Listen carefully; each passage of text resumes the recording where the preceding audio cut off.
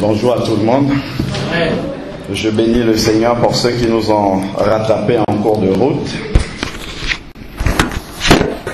Le Seigneur nous bénit depuis que nous sommes là, depuis que j'ai retrouvé les sœurs là. Ça se passe bien. Donc je souhaite que nous continuions dans la même lancée. Alors, donc je vais partager avec vous ce que j'ai reçu du Seigneur pendant justement ces moments de jeûne.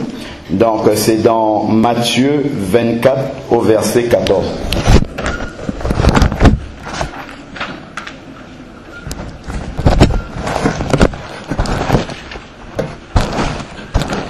Alors Matthieu 24 verset 14, nous savons tous que Matthieu 24 nous parle des signes de la fin des temps. Alors au verset 14, il nous est dit cette bonne nouvelle, la nouvelle de l'évangile, cette bonne nouvelle du royaume sera prêchée dans tout le monde entier pour servir de témoignage à toutes les nations. Alors la fin viendra. Pour servir de témoignage à toutes les nations, le message de l'évangile, de la bonne nouvelle que Jésus est venu, il a laissé son ciel de gloire, il est descendu au milieu des êtres humains, il s'est humilié, il est descendu au milieu des êtres humains infects que nous étions, haïssables que nous étions. Le Seigneur dans sa sainteté est descendu au milieu des êtres humains pour payer la dette de notre péché que nous étions incapables de payer, parce que Romains 3, 23 nous dit qu'il n'y a pas un seul juste. Tous ont péché et tous sont privés de la gloire de Dieu. Donc seul le sang d'un juste était capable de payer la dette de notre péché. Voilà pourquoi Jésus, dans son amour, il n'était pas obligé du tout, mais c'est dans sa grande compassion, dans son amour qu'il est descendu. Il est descendu, c'est ça la bonne nouvelle dont il est question ici. Et le verset nous dit que cette bonne nouvelle-là sera prêchée dans le monde entier. C'est une prophétie qui est annoncée. Et ce que le Seigneur me disait dans cette parole-là, c'est que nous avons tant entendu parler de son retour prochain.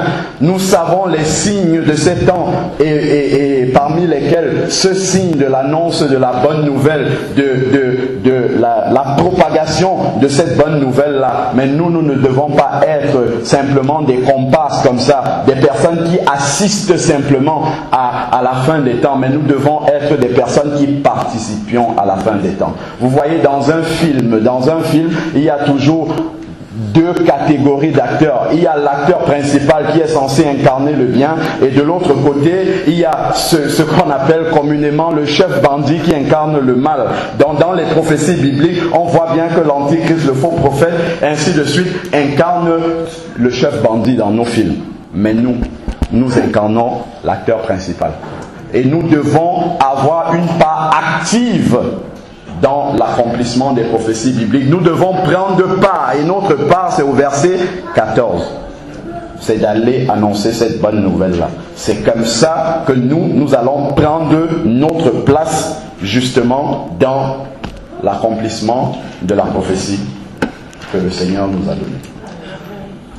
Répandre la bonne nouvelle, ce n'est pas une option, parce que souvent on pense que on peut évangéliser, on peut ne pas évangéliser, on peut faire ce qu'on veut. Déjà, quand on lit dans Matthieu 28, quand il dit allez et faites de toutes les nations des disciples, je ne sais pas si vous avez vu le temps, le temps qu'il utilise là, la conjugaison là, allez, c'est quel temps ça? L'impératif, on sait que c'est un ordre. Donc, allez et faites des nations. Ce n'est pas. Souvent, certains disent je n'ai pas encore reçu l'appel pour aller évangéliser. Bon, là maintenant, vous avez reçu l'appel. Allez, c'est écrit dans la Bible. Donc, on appelle les mêmes écrits dans la Bible. Donc, maintenant, et personne d'ailleurs n'a reçu l'appel de rester. Si vous n'allez pas évangéliser, ça veut dire que vous avez eu un autre appel particulier à vous qui est resté. Mais personne n'a reçu l'appel de rester, puisque la Bible est écrite pour nous. Donc aller, c'est l'appel, c'est pour tout le monde, ça concerne nous tous. Alors, donc il nous dit, dans l'évangélisation, c'est d'abord une question d'obéissance à la parole de Dieu. Et ça, on peut le lire dans 1 Corinthiens 9, au verset 16. 1 Corinthiens 9, verset 16, si quelqu'un trouve, il lit, comme ça on gagne du temps. Alors, 1 Corinthiens 9, au verset 16, il nous est dit, évangéliser n'est pas pour moi un sujet de gloire. Donc il ne se glorifie pas de le faire, car la nécessité m'est imposée. Vous voyez, si c'était imposé à Paul, ça veut dire que l'évangélisation nous est imposée, c'est une obligation. C'est un commandement. Mais imposé. Et il dit, malheur à moi si je n'évangélise pas. Vous voyez, il y a même un jugement qui pèse sur celui qui n'évangélise pas. Il dit, malheur à moi si je n'évangélise pas. Donc je reçois cette bonne nouvelle, je la garde pour moi, je ne la partage pas avec d'autres. Le Seigneur va me demander des comptes. Et Paul l'a dit ici, malheur à moi si je n'évangélise pas. On peut encore lire cet autre verset qui se trouve dans 2 Corinthiens 5, 20. Donc on va avancer de quelques pages.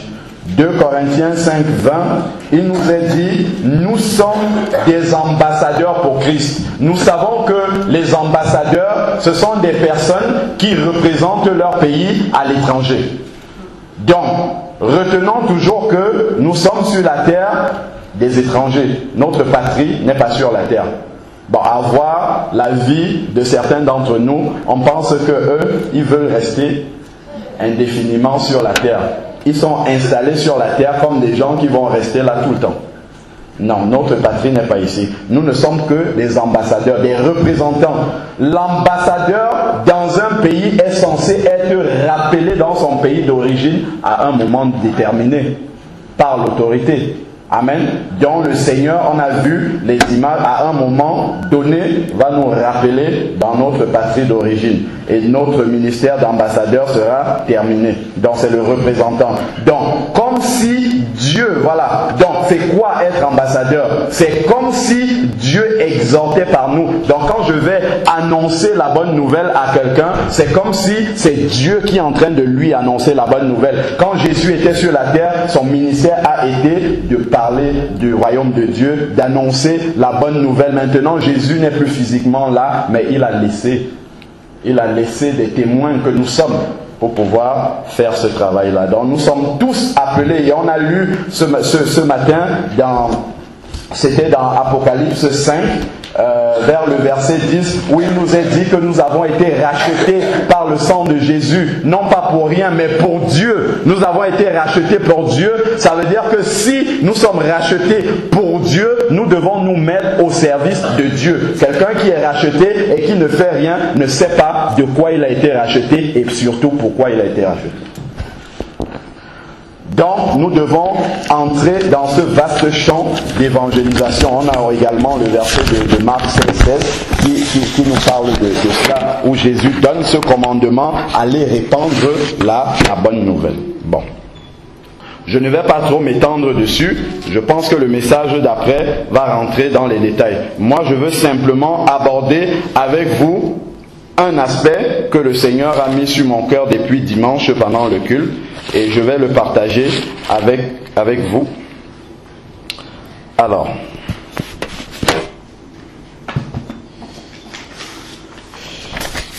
je vais vous lire déjà dans Acte 1:8. Je crois que ce verset-là, on le connaît par cœur. En tout cas ici à l'église.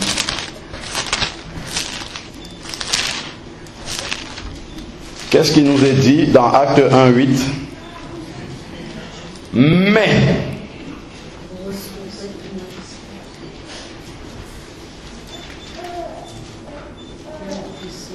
Mais vous recevrez une puissance.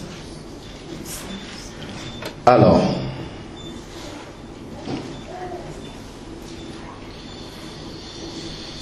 c'est dans quel verset qu'il dit ne vous éloignez pas? C'est un peu plus haut. Verset 5. Baptisé d'eau. Verset 4. Comme il se trouvait à voilà. Alors, donc, verset 4, je vais lire le 4 et le 8. Vous allez comprendre pourquoi je lis le 4. Comme il se trouvait avec eux, il leur recommanda de ne pas s'éloigner de Jérusalem, mais d'attendre la promesse. Vous voyez, et ensuite ici, il dit, mais vous recevrez une puissance. Donc, quand on introduit, la Bible introduit un verset comme ça par un mais, c'est en opposition. Ne partez pas de Jérusalem, mais au contraire, restez-y. Alors, mais vous recevrez une puissance, le Saint-Esprit survenant sur vous. Pourquoi faire? Voilà. Celui qui évangélise, c'est un témoin. Jésus a commandé à ses disciples de ne pas commencer le ministère de témoin sans avoir reçu la puissance du Saint-Esprit. Donc, nous comprenons que si nous voulons faire, on a bien dit dans Apocalypse 5, au verset 10, qu'il nous a rachetés pour Dieu. Donc, quand on est converti, on est racheté pour Dieu, on est au service de Dieu. Ça veut dire que c'est Dieu qui donne les ordres. Quand vous allez chez votre patron, vous êtes au service de votre patron, c'est lui qui donne les ordres. Donc c'est Dieu qui donne les ordres. Donc c'est Dieu qui nous dit comment est-ce qu'on doit faire le travail. On ne doit pas simplement prendre comme ça l'appel, aller faire de toutes les nations et commencer à le faire comme on veut. C'est ce que les disciples auraient pu faire. Mais Jésus leur a dit non, non, non, n'y allez pas. Pourquoi il leur a dit ça? Parce que Jésus connaît bien, il sait bien ce qui se trouve dehors. Il sait qu'on ne peut pas aller comme ça avec nos propres forces pour faire le travail. Il sait qu'on a besoin d'une onction particulière. On a besoin d'une onction surnaturelle pour pouvoir aller faire ce travail-là. Il y a des personnes devant lesquelles, si vous vous mettez à parler du Seigneur, leur réaction seulement peut vous faire partir en courant. Mais lorsque vous avez le revêtement de la puissance du Saint-Esprit, on a vu les apôtres, je crois c'est dans Acte 4, Acte 5, où ils parlent comme ça aux sacrificateurs. Il leur dit en face comme ça, est-ce que nous allons avoir peur des hommes plutôt qu'à Dieu? Plutôt qu'avoir peur de Dieu. Ça, déjà même l'apôtre Pierre, quand on le voit dans les évangiles, là, quand Jésus est, pendant la condamnation de Jésus, il a renié le Seigneur plusieurs fois, hein? Mais dans Acte 2, après la Pentecôte, après avoir reçu cette onction puissante du Saint-Esprit sur lui, on a vu que ce n'était plus le même homme. Il disait droit comme ça en face aux Juifs que c'est eux qui ont crucifié Jésus et que c'était le Christ. On voit qu'il s'est métamorphosé. Il était quelqu'un d'autre. Il pouvait annoncer la parole de Dieu sans compromis. Alors, si nous voulons être des serviteurs de Dieu, comme cela nous est dit dans Apocalypse 5, rachetés pour Dieu, si nous voulons être de vrais serviteurs de Dieu, des serviteurs de Dieu selon son cœur, pour faire ce travail d'évangélisation, il faut pouvoir suivre le modèle, le vrai modèle, parce que les apôtres ont suivi le même modèle. Ce modèle-là, c'est Jésus, c'est le vrai serviteur de Dieu dans la Bible.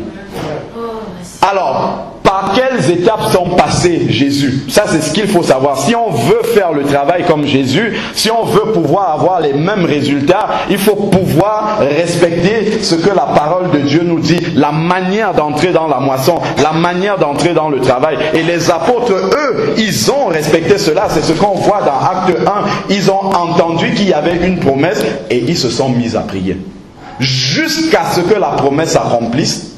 Et après, ils sont allés faire le travail. Ils n'ont pas couru tout de suite pour aller faire le travail. S'ils avaient couru, ils allaient perdre beaucoup plus de temps, beaucoup trop de temps. Mais le fait d'avoir attendu de recevoir cette onction-là avant d'aller sur le terrain, ça a permis, à partir de 120 personnes, de répandre l'évangile sur 2000 ans jusqu'à ce que ça vienne à nous aujourd'hui. Des contrées lointaines de Jérusalem dont nous sommes originaires, l'évangile est venu jusqu'à nous retrouver. Parce que ces 120 personnes-là, ils avaient reçu une onction qui leur permettait d'être devant les rois et de dire, je ne vais pas fléchir le genou, je ne vais pas trahir Jésus. On les envoyait comme ça, bouffés par des animaux, mais ils allaient jusqu'à la mort. Quand on voit la plupart des disciples de Jésus, ils sont tous morts du martyre parce qu'ils avaient une onction particulière.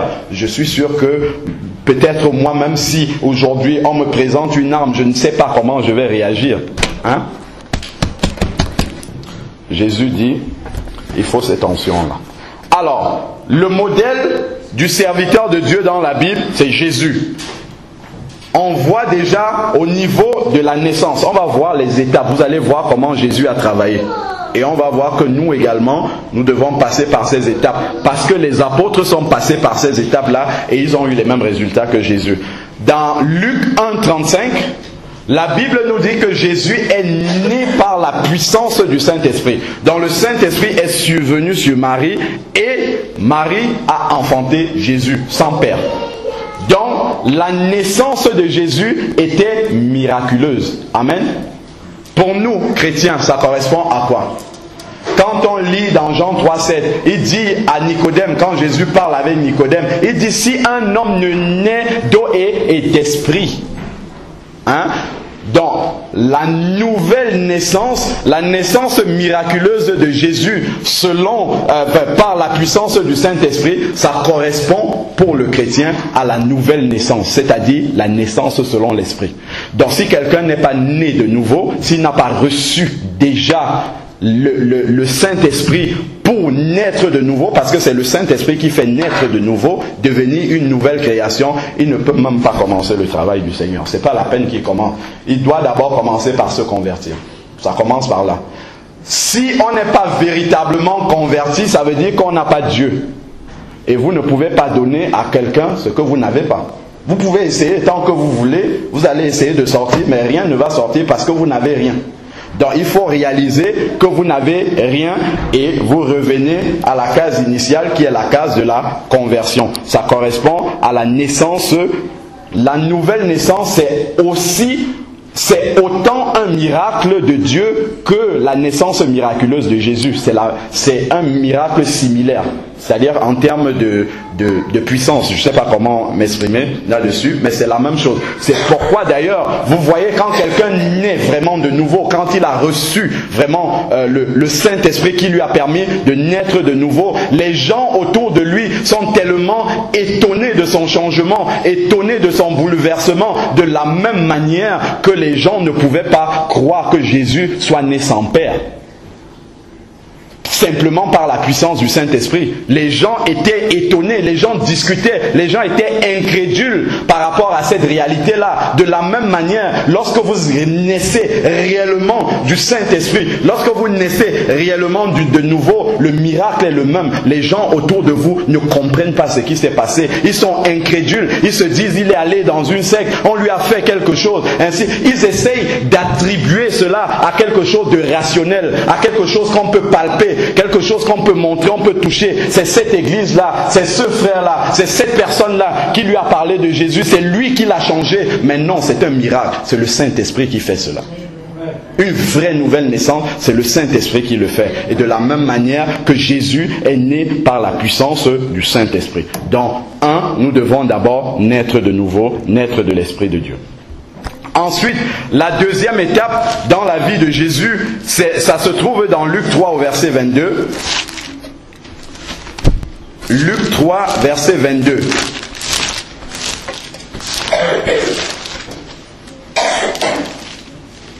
Donc si nous brûlons ces étapes-là, ne nous étonnons pas que nous n'arrivons pas à voir les résultats, alors que les versets sont écrits dans la Bible, nous promettons d'obtenir des résultats que le Seigneur nous dit. Alors, Luc 3 au verset 22, alors, donc, il nous est parlé ici du baptême de Jésus, tandis que tout le peuple se faisait baptiser, Jésus aussi fut baptisé. Alors, la deuxième étape de celui qui est converti, qui veut maintenant devenir un vrai serviteur de Dieu, il doit se baptiser, comme Jésus. Il doit passer par les eaux du baptême. Ensuite, on voit que lors du baptême de Jésus, il y a eu quelque chose qui s'est passé. Verset 22, et le Saint-Esprit descendit sur lui sous la forme corporelle, comme une colombe, et il vint une voix du ciel. Tu es mon, tout à fait.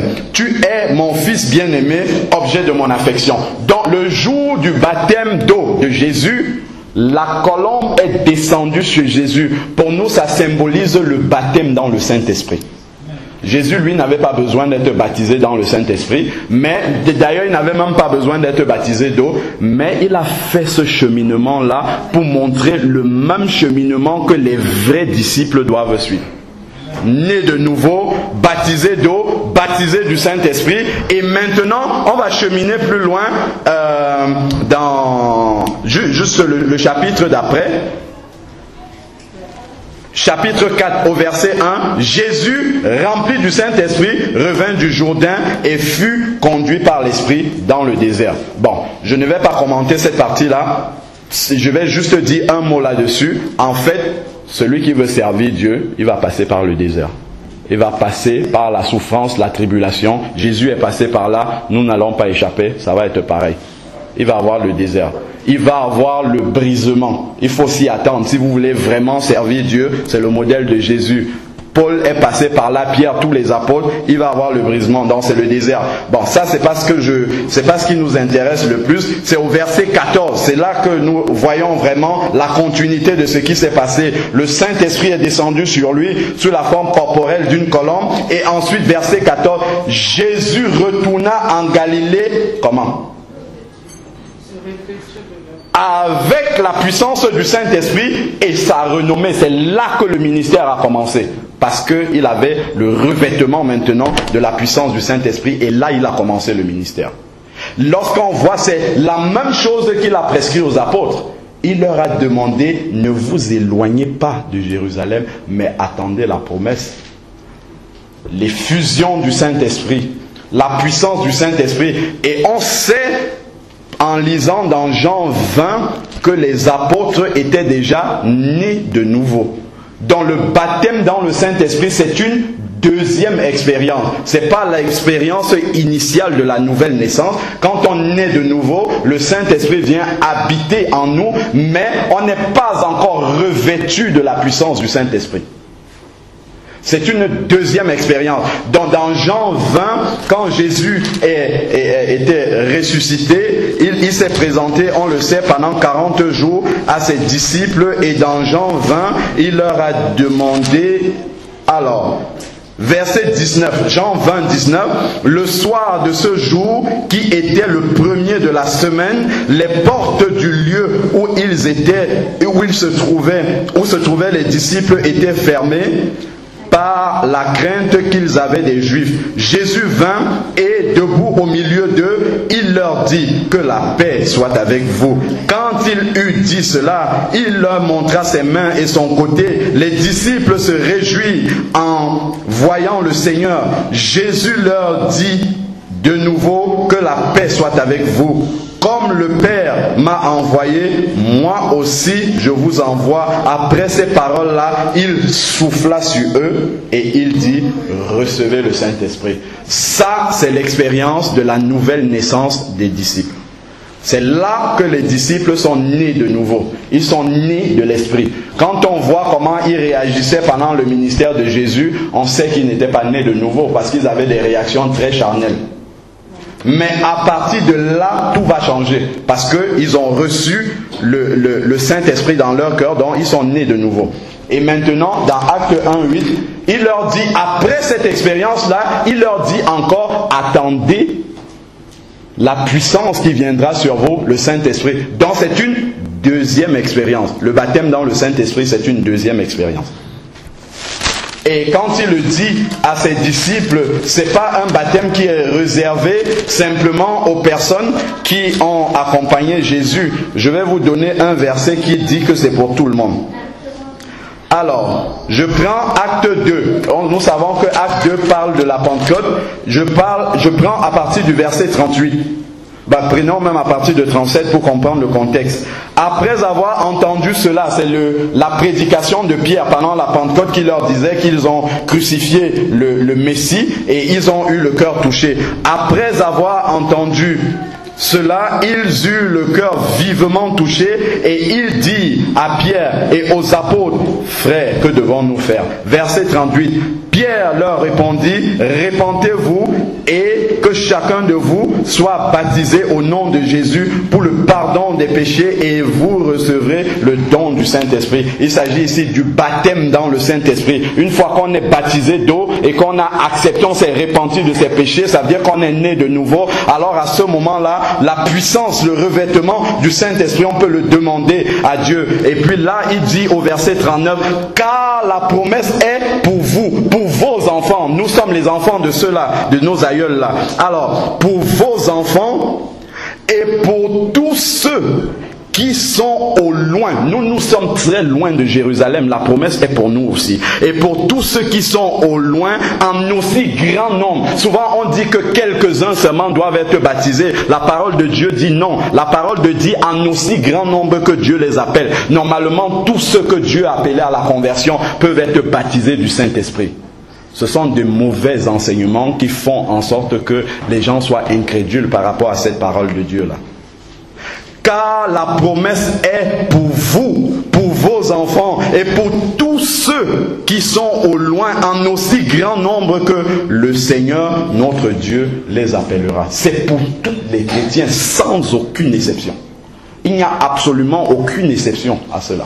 C'est juste l'incrédulité qui nous fait ne pas être baptisés dans le Saint-Esprit. Alors, au verset, je vais vous donner un verset qui est très simple à digérer, c'est Luc 11:11. Je crois qu'on le connaît, mais sous d'autres aspects. Alors, Luc 11:11. Quel père parmi vous, si son fils lui demande du pain, lui donnera une pierre? Ou s'il demande du poisson, lui donnera-t-il un serpent au lieu d'un poisson? Ou s'il demande un œuf, lui donnera-t-il un scorpion? Si donc, vous qui êtes mauvais, vous savez donner de bonnes choses à vos enfants, à combien plus forte raison le Père Céleste donnera-t-il le Saint-Esprit à ceux qui... C'est ceux qui font quoi? Souvent, beaucoup ne sont pas baptisés dans le Saint-Esprit, tout simplement parce qu'ils n'ont pas demandé. À ceux qui le demandent. C'est écrit là. À plus forte raison, le Père Céleste vous donnera-t-il le Saint-Esprit à ceux qui le demandent. Donc, Dieu veut plus que vous-même vous baptiser dans le Saint-Esprit. Plus que vous ne le voulez, Dieu veut vous baptiser dans le Saint-Esprit. C'est l'incrédulité qui fait qu'on ne soit pas baptisé. Dieu, lui, le veut. Il dit à plus forte raison. À plus forte raison. Donc Dieu, pourquoi Dieu le veut? C'est pas simplement pour qu'on dise que nous sommes des super chrétiens, pas du tout. C'est pour aller faire le travail. Parce que Dieu sait que nous en avons besoin pour aller faire le travail. Et il a besoin de beaucoup de personnes pour aller faire ce travail-là. C'est pour ça qu'il veut baptiser tout le monde, pour qu'il n'y ait aucun frein pour aller faire ce travail. Et nous voyons dans la Bible que la plupart, de la même manière que lorsque Jésus est rentré dans les eaux du baptême, la colombe est descendue sur lui, symbole du Saint-Esprit. De la même manière, le jour même où quelqu'un est baptisé, il devient chrétien, il peut recevoir le baptême dans le Saint-Esprit. On a vu, je crois, c'est dans Acte 10, vous me corrigerez si je me trompe, quand Pierre est arrivé chez Corneille, il a commencé à prêcher la parole de Dieu. Leur cœur a été touché, le Saint-Esprit est descendu, ils n'étaient même pas encore baptisés d'eau. Mais la puissance du Saint-Esprit est descendue sur eux. Pourquoi? Parce que leur cœur était touché. La repentance était déjà faite intérieurement. Ils étaient nés de nouveau déjà, même s'ils n'avaient pas confessé de leur bouche. Mais la prédication avait déjà travaillé leur cœur. Ils avaient déjà accepté le Seigneur, même s'ils ne l'avaient pas dit de leur bouche. Et la Bible dit qu'ils ont parlé en de nouvelles langues. C'est le signe initial du baptême dans le Saint-Esprit. Ça s'exprime dans de nouvelles langues. Toutes les expériences que nous voyons dans la Bible, qui nous parlent du baptême dans le Saint-Esprit, prenons un peu dans Acte 19. Acte 19 au verset 1. Pendant qu'Apollos était à Corinthe, Paul, après avoir traversé les hauteurs du territoire, se rendit à Éphèse. Il rencontra quelques disciples. Vous avez vu, il a rencontré qui? Des disciples. et leur dit, avez-vous reçu le Saint-Esprit quand vous avez cru? Vous voyez comment l'apôtre réagit? L'apôtre, quand il rencontre quelqu'un qui dit qu'il est converti, il te demande si tu es baptisé dans le Saint-Esprit. Pour lui, des convertis qui ne sont pas baptisés dans le Saint-Esprit, ça ne devrait pas exister. C'est la première question qu'il leur demande. Êtes-vous baptisés dans le Saint-Esprit? On le néglige tellement. On néglige tellement. C'est pour ça que les chrétiens sont boiteux spirituellement aujourd'hui. Ils n'arrivent pas à faire le ministère auquel Dieu nous appelle parce qu'on a négligé les commandements de Dieu. Dieu a dit, ne vous éloignez pas de Jérusalem. Attendez d'avoir reçu le revêtement. C'est pour ça qu'on a des vies spirituelles de défaite. C'est pour cela, parce qu'on n'obéit pas au commandement de Dieu. On n'est pas resté là pour demander les disciples, acte 1, quand ils ont entendu cette promesse, ils sont restés dans la chambre haute, dans la prière, dans le chant, dans l'adoration, jusqu'à ce que la promesse arrive. Nous, on peut demander une fois en passant comme ça, on pense que par miracle, Dieu va le faire immédiatement. Souvent, il faut rester même 1 an dans la prière pour demander à Dieu jusqu'à ce que ça arrive. Souvent, Dieu veut éprouver notre foi. Quand on lit dans Luc 11, on a vu là qu'il accorde le Saint-Esprit à tous ceux qui le demandent. Dieu peut volontairement retarder pour voir si tu as foi dans ce verset-là. Donc c'est une question de foi. Le baptême dans le Saint-Esprit, c'est une question de foi. Dieu lui veut. Il a dit qu'il accorde à tous ceux qui le demandent. Alors, dans Acte 19, Paul demande aux disciples s'ils ont reçu le Saint-Esprit quand ils ont cru. Alors, ils lui répondirent, nous n'avons même pas entendu qu'il y ait un Saint-Esprit. Vous avez vu la raison pour laquelle ils ne sont pas baptisés dans le Saint-Esprit? C'est parce qu'ils n'ont pas entendu parler de ça, c'est tout. S'ils avaient entendu parler de cela, on peut le voir dans Acte 8, on va voir un autre cas. S'ils avaient entendu parler de cela, ils auraient reçu le baptême dans le Saint-Esprit. Nous n'avons même pas entendu dire qu'il y ait un Saint-Esprit. Il dit, verset 3, il dit, quel baptême avez-vous donc reçu? Vous voyez, pour Paul, qui rencontre des disciples qui ne sont pas baptisés dans le Saint-Esprit, il ne comprend pas cela. C'est pour ça que tout de suite, il dit, ah, peut-être leur baptême n'est pas bon. Quel baptême alors vous avez reçu? Parce que pour lui, ça devrait être comme le baptême de Jésus. Si tu es baptisé d'eau par immersion, immédiatement l'onction, la puissance du Saint-Esprit devrait te révéler. Mais si tu as demandé, c'est pour ça qu'il est étonné, il leur demande, mais quel baptême avez-vous donc reçu? Dont votre baptême n'est pas selon le modèle de Jésus, puisque vous n'avez pas reçu la puissance du Saint-Esprit. Mais nous savons qu'il faut le demander. Je le redis encore. Alors, verset 4, la suite, ils disent le baptême de Jean. Voilà. Donc, le baptême de Jean n'est pas le baptême chrétien que nous recevons. Alors, Paul dit, Jean a baptisé du baptême de repentance et il disait au peuple de croire en celui qui venait après lui, c'est-à-dire en Jésus. Sur ces paroles, il fut baptisé au nom de Jésus. Donc, tout de suite, quand Paul a vu qu'il n'était pas baptisé dans le Saint-Esprit, il n'est pas parti en disant, bon, ok, de toute manière, bon, Dieu va vous baptiser dans le Saint-Esprit quand il voudra, c'est pas grave. Tout de suite, Paul a su que c'était grave. Il a su que c'était un problème. Il a dit non, on va arrêter tout, on va refaire les choses dans l'ordre, on va remettre les pendules à l'heure pour que tout se passe bien. Vous voyez, c'est ce qui nous est dit là. Sur ces paroles, donc immédiatement après, sur ces paroles, il fut baptisé au nom de Jésus. Donc il a d'abord commencé par leur faire le vrai baptême chrétien. Et ensuite, qu'est-ce qu'il fait? Verset 6, il leur imposa les mains et le Saint-Esprit vint sur eux et il se mit à parler en langue et à prophétiser. Tous ces hommes étaient au nombre de 12 environ. Acte 2. 120 disciples dans la chambre haute. Tous les 120 ont été baptisés. 120 langues de feu sont descendues.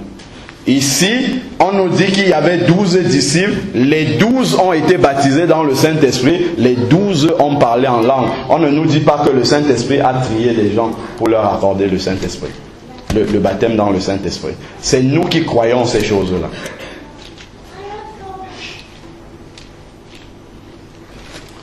Je sais que souvent, bon, je vais d'abord finir rapidement cette partie-là. Acte 8.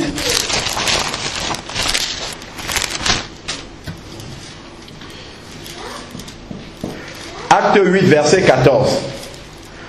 Quand les apôtres qui étaient à Jérusalem apprirent que les habitants de Samarie avaient reçu la parole de Dieu, dont ils s'étaient convertis, ils leur envoyaient Pierre et Jean. Pourquoi Pierre et Jean sont allés là-bas? Voilà. Ceux-ci descendit chez eux, prièrent pour eux afin qu'ils reçussent le Saint-Esprit. Donc c'était une obligation d'être baptisés dans le Saint-Esprit. Tout de suite, vous avez reçu la parole de Dieu. Est-ce qu'ils ont reçu le baptême dans le Saint-Esprit? Non. Allez, hop, les apôtres, allez-y, pour régler ça. C'était un problème pour eux. On ne laissait pas l'église continuer avec des gens qui n'étaient pas baptisés dans le Saint-Esprit. Pourquoi? Si on avait laissé des gens comme ça dans l'église, l'évangile ne serait jamais arrivé jusqu'à nous. Jamais. C'est parce que les apôtres étaient vigilants sur ces questions-là. Parce que c'est Jésus lui-même qui l'avait recommandé. Alors, car il n'était pas encore descendu, sur aucun d'eux, et ils avaient seulement été baptisés au nom du Seigneur Jésus. Alors Pierre et Jean leur imposèrent les mains et ils reçurent le Saint-Esprit. Verset 18, je vais juste le lire pour qu'on comprenne quelque chose. Ils reçurent le Saint-Esprit, c'est le baptême dans le Saint-Esprit puisqu'ils étaient déjà croyants. Donc, alors, mais la Bible ne nous dit pas ici qu'ils ont parlé en de nouvelles langues, mais on peut comprendre qu'ils l'ont fait. Verset 18, lorsque Simon, on sait que c'est un magicien qui vient de se convertir, lorsque Simon vit que le Saint-Esprit était donné par imposition des mains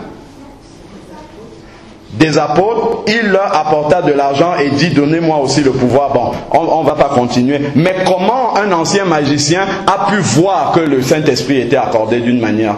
C'est parce qu'il y a une manifestation extérieure. C'est parce qu'ils ont parlé dans des langues nouvelles qu'ils ne connaissaient pas que le magicien, l'ancien magicien a dit oui. Là, on reconnaît qu'ils ont reçu une onction particulière.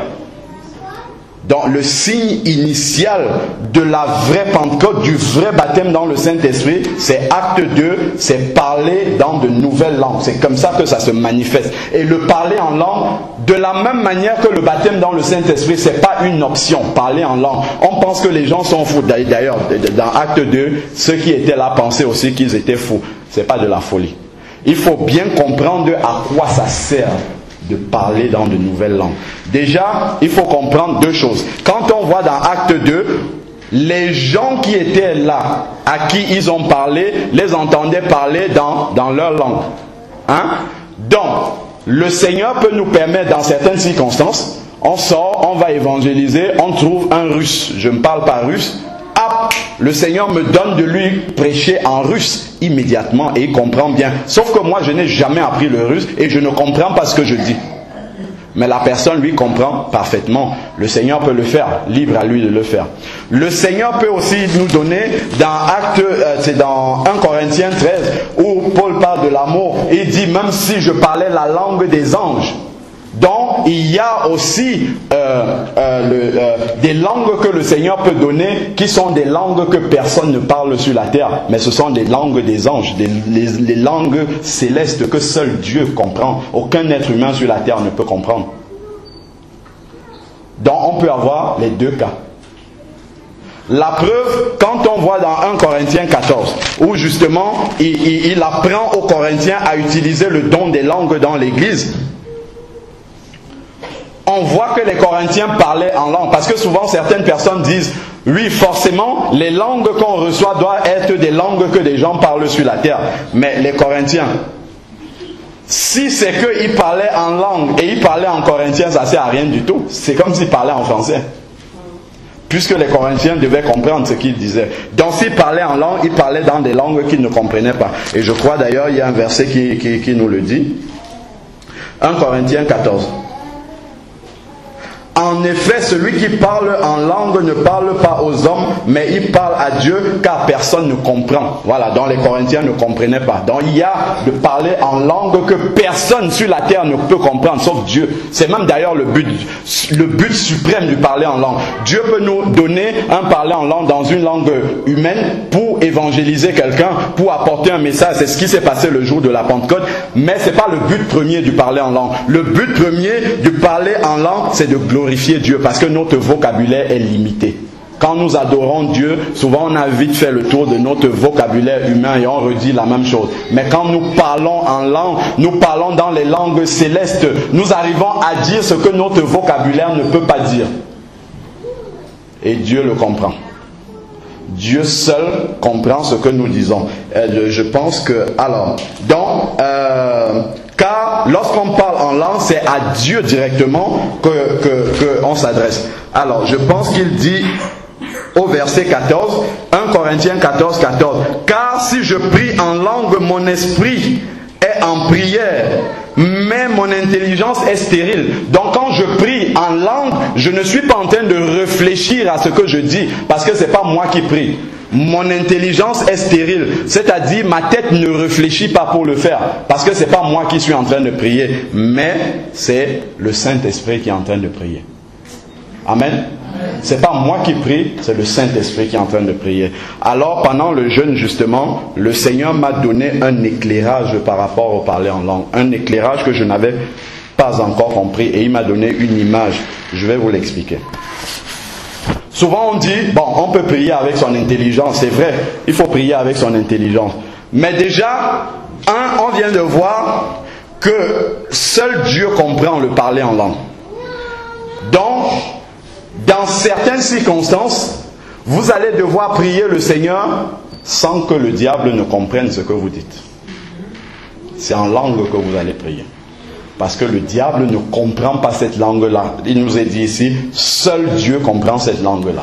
Donc, il y a des circonstances dans lesquelles il faut atteindre Dieu directement, parler sans que le diable ne puisse intercepter et concocter quelque chose pour essayer de contrecarrer la prière.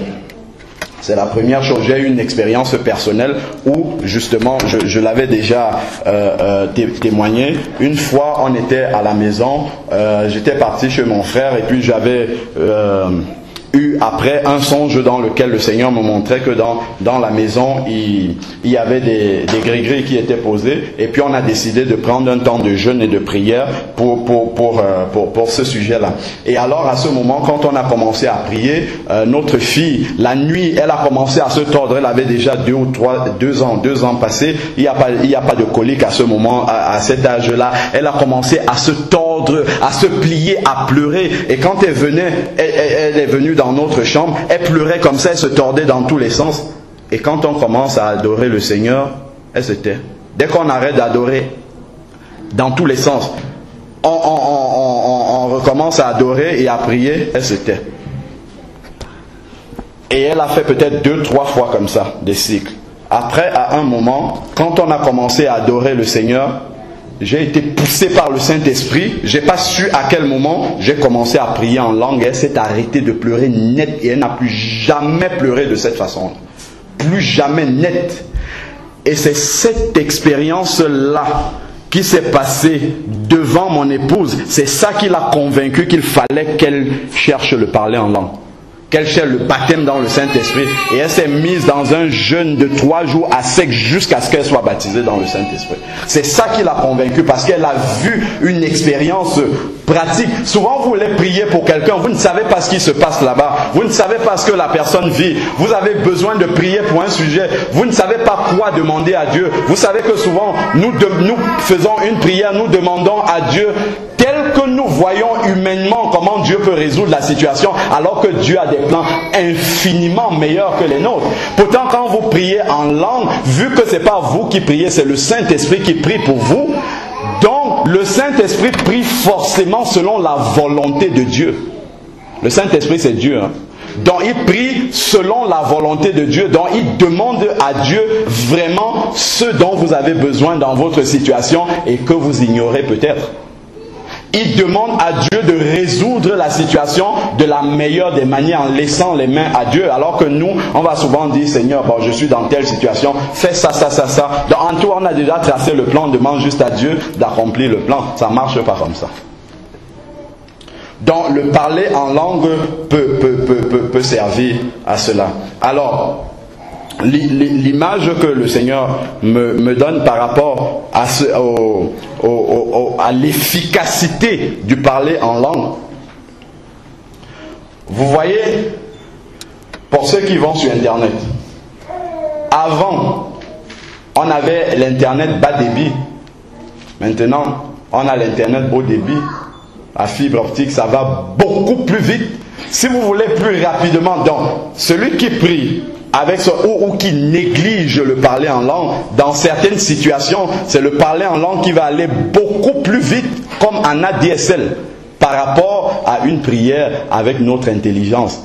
Donc c'est comme si vous dites, moi je préfère utiliser Internet bas débit, prier toujours en français avec mon intelligence et ne pas chercher le don que Dieu me propose de me donner, la prière en esprit, la prière en langue.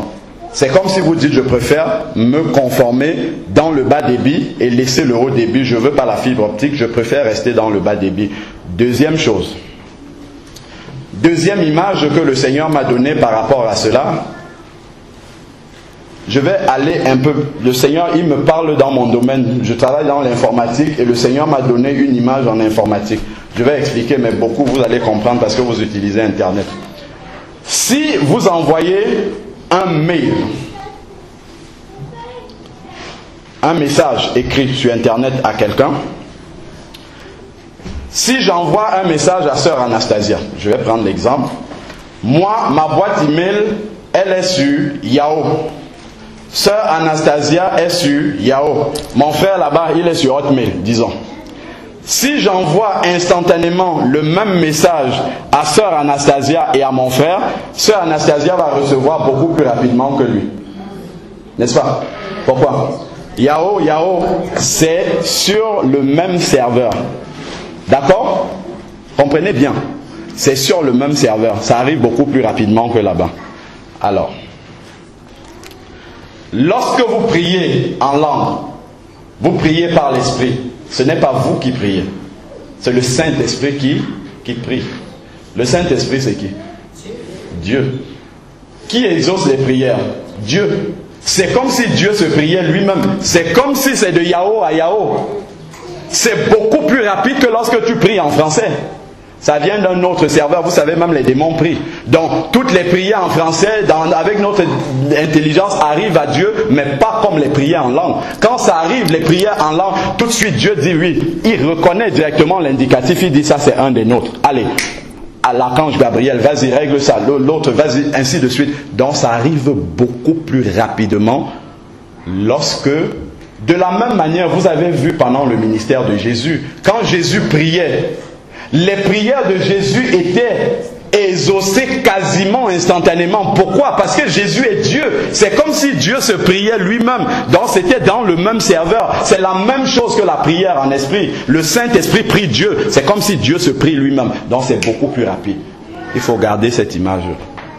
Ce n'est pas à négliger. La prière en langue, c'est une prière qui peut délivrer des gens, mais des situations que vous ne pouvez même pas imaginer.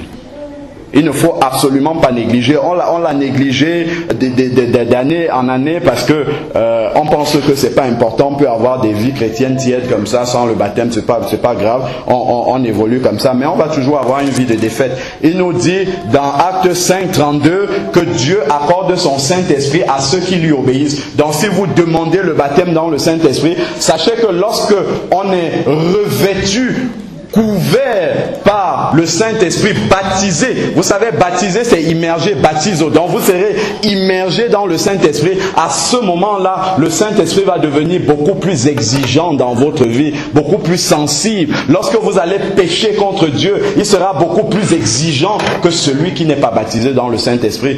Parce que tout de suite, dès que vous faites quelque chose, le Saint-Esprit va dire ça. Tant que tu ne règles pas ça, tu ne peux pas t'approcher de Dieu. Alors que quelqu'un qui n'est pas rempli, revêtu de la puissance du Saint-Esprit, il a juste le Saint-Esprit qui lui dit, bon, convaincu de péché, de justice et de jugement, mais l'autre c'est beaucoup plus sévère. Donc nous devons comprendre que le baptême dans le Saint-Esprit nous fait grandir dans l'obéissance. Souvent, on pense que ceux qui sont baptisés dans le Saint-Esprit sont supérieurs aux autres. Pas du tout. Du tout, du tout. On pense souvent, comme justement on a négligé le baptême dans le Saint-Esprit, on pense que c'est une élite de chrétiens qui sont baptisés, qui reçoivent cela. Pas du tout. Les nouveaux convertis, on a vu des exemples là, des nouveaux convertis doivent recevoir le baptême dans le Saint-Esprit. Pourquoi? Pour faire le travail. Et tout le monde doit pouvoir faire ce travail-là. Donc, celui qui est baptisé dans le Saint-Esprit n'est pas supérieur aux autres, mais il devient serviteur des autres. Vous lirez dans 1 Corinthiens 14, il nous est dit, le baptême dans le Saint-Esprit, c'est pour l'utilité de la communauté. Parce que on reçoit initialement le baptême dans le Saint-Esprit, on commence à travailler pour le Seigneur, mais ça ne se limite pas là. Ce n'est que le début. Quand on reçoit le baptême dans le Saint-Esprit, c'est le début du ministère. Ce n'est pas la médaille comme quoi on est déjà arrivé. Pas du tout. C'est le début du ministère et c'est toujours pour l'utilité commune. De quelle manière? Le baptême dans le Saint-Esprit est celui qui est à l'origine de la manifestation des dons spirituels. Ça commence par le baptême dans le Saint-Esprit. La Bible nous dit, 1 Corinthiens 14, que celui qui prie en esprit s'édifie lui-même. Donc il se charge comme une batterie. Et après, quand il commence à parler en français, les paroles qu'il donne en français sont directement inspirées du Saint-Esprit. Voilà pourquoi généralement quand on dit « il parlait en langue », on rajoute « et il prophétisèrent ». Parce que quand ils arrêtent de parler en langue, les paroles qui viennent en français sont directement les paroles du Saint-Esprit. Et la prophétie, on sait, c'est une parole qui édifie, qui exhorte et qui console. Donc, quelqu'un qui est baptisé dans le Saint-Esprit, la suite logique, c'est qu'il va commencer à avoir des paroles de connaissance, il va commencer à avoir des paroles de sagesse, sans même s'en rendre compte lui-même. Il n'est pas obligé, quand il est en train de parler, de dire « Attention, oh, le Seigneur me donne un message ». Non, c'est que les paroles qui vont sortir comme ça immédiatement sont des paroles de prophétie, en fait. Ce sont des paroles de consolation, des paroles d'exhortation.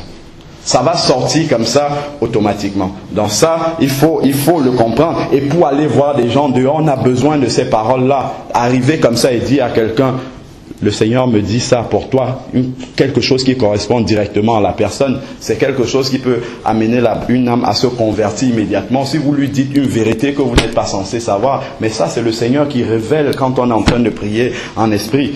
Après, ce qui vient directement en français, c'est le Seigneur qui le donne.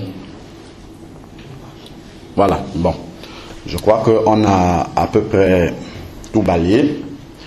On n'a pas totalement balayé le sujet, mais j'ai donné des clés. Bon, je vais juste rapidement, sans lire le verset, parce que souvent, quand on lit dans, je crois que c'est 1 Corinthiens 12, on dit, est-ce qu'un tel parle-t-il en langue, c'est ça? Est-ce que tous ont le parler en langue? Est-ce que tous prophétisent, ainsi de suite? Et on dit à partir de ces versets-là que, en fait, parler en langue, ça s'adresse simplement à certains et que tout le monde ne peut pas recevoir ce don-là. Il faut comprendre que il y a deux dons de parler en langue. Il y a un don de parler en langue, mais on peut l'exercer de deux manières et souvent on confond. La première manière, c'est de prier en langue dans son culte personnel à la maison. Je dois venir donner un message, je prie en langue pour que le Seigneur m'inspire. Donc quand j'arrive là, je ne prêche pas en langue, je prêche en français. Mais c'est inspiré par le Saint-Esprit parce que avant, Paul va dire que je préfère dans l'assemblée dire une parole en français que 10 000 paroles en langue. Mais quand il était chez lui, dans sa chambre, parce qu'il dit dans un autre verset, c'est toujours dans 1 Corinthiens 14, je parle en langue plus que vous tous. Sachant que les Corinthiens dans la Bible sont ceux qui parlaient déjà le plus en langue. Donc si Paul parle le plus en langue qu'eux, ça veut dire qu'il devait parler très souvent en langue. Mais il le faisait dans son culte personnel, en sorte que lorsqu'il venait devant les gens, il parlait avec la puissance et l'onction du Saint-Esprit. Il disait juste 2 paroles et les gens étaient déjà convaincus. Donc ça, le premier parler en langue, c'est pour glorifier Dieu. C'est ce qu'on utilise dans son culte personnel. Seul Dieu nous comprend et il nous remplit, nous charge du Saint-Esprit. Et après, quand on va voir les gens, on leur parle en français, mais inspiré par le Saint-Esprit. La deuxième utilisation du parler en langue, et celle-là maintenant, c'est un don que tout le monde ne reçoit pas. Et c'est là qu'on se trompe. Ça, c'est un don que tout le monde ne reçoit pas, la faculté d'exercer le parler en langue comme ça. C'est que Dieu donne une prophétie pour l'Église, mais il la donne en langue. Donc, c'est quelqu'un qui est devant ou qui parle à haute voix et il dit une parole en langue dans l'Église. Et là, c'est une parole de prophétie, on doit s'arrêter et attendre l'interprétation. Parce que ce n'est pas une parole qui s'adresse à Dieu, mais c'est une parole qui s'adresse à l'assemblée. Et si elle s'adresse à l'assemblée, il faut que l'assemblée comprenne le message que Dieu a voulu donner. Ça, c'est une deuxième manifestation.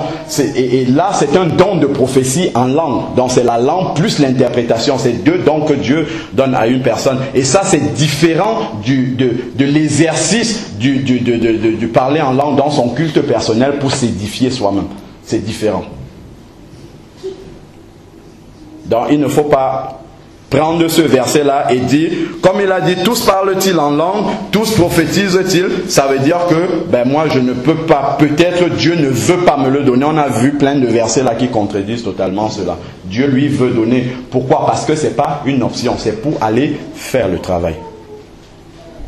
Celui qui parle en langue est baptisé dans le Saint-Esprit n'est pas supérieur aux autres. On a dit les serviteurs des autres. Mais en plus, c'est quelqu'un qui a réalisé sa faiblesse. Parce que lorsqu'on est baptisé dans le Saint-Esprit, c'est des gens timides, des gens qui ont peur de parler. L'apôtre Pierre, par exemple, c'est quelqu'un qui a réalisé sa faiblesse et qui demande à Dieu le secours. Et c'est Dieu le baptise dans le Saint-Esprit pour que justement il ait ce courage-là d'aller vers les autres. Donc c'est quelqu'un qui est humble à la base. C'est quelqu'un qui a réalisé qu'il est faible et il demande le secours à Dieu. Et la réponse du Seigneur pour ce secours-là, ça va être de le baptiser dans le Saint-Esprit pour qu'il ait le courage de faire le travail. Pour qu'il soit un témoin fidèle. C'est cela qu'il faut retenir. Ce n'est pas quelqu'un qui est supérieur, qui réalise qu'il a atteint un certain échelon et qui dit, bon, maintenant, je pense que je suis suffisamment costaud spirituellement, je vais demander ce don-là parce que j'en ai. Non. Non, c'est pas qu'on a atteint un stade qui nous donne le droit d'avoir ce don-là. Dès que quelqu'un est converti, il fait la prière, il demande à Dieu et il doit croire, selon Luc 11:11, que Dieu l'a baptisé dans le Saint-Esprit. Maintenant, il faut qu'il exerce sa foi en ouvrant la bouche et en laissant le Saint-Esprit s'exprimer au travers d'elle. Seigneur, nous te bénissons pour ta parole. Nous te rendons grâce, Seigneur, parce que tu nous exhortes encore, Seigneur, à faire le travail comme tu veux, Seigneur. Tu nous envoies dans les nations, tu nous envoies, Seigneur, dans notre Jérusalem pour annoncer ta parole, Seigneur, Père. Mais tu ne veux pas que nous y prenions n'importe comment, Seigneur, parce que tu as prévu des équipements spirituels, Seigneur, pour pouvoir remporter les batailles sur le terrain, Seigneur Dieu. Nous voulons regarder, Seigneur, non pas à nous-mêmes, non pas à l'histoire, non pas à ce qui s'est toujours fait, mais nous voulons regarder à ta parole, Seigneur, et obéir à cette parole-là, Seigneur. Croire dans les versets que tu as donnés, Seigneur. Croire que tu veux effectivement, Seigneur, nous accorder ce don-là pour que nous puissions travailler pour toi, Seigneur. C'est par la foi, Seigneur, que nous voulons, Seigneur, que tu nous accordes ce don-là pour aller faire le travail sur le terrain. Merci encore, Seigneur, de continuer à bénir ces moments, Seigneur, et à remplir, Seigneur, nos cœurs d'allégresse, Seigneur, et de provision que tu avais prévu, Seigneur, depuis le jour de l'éternité pour, Seigneur, cette matinée, au nom de Jésus-Christ. Gloire à toi, Seigneur. Amen.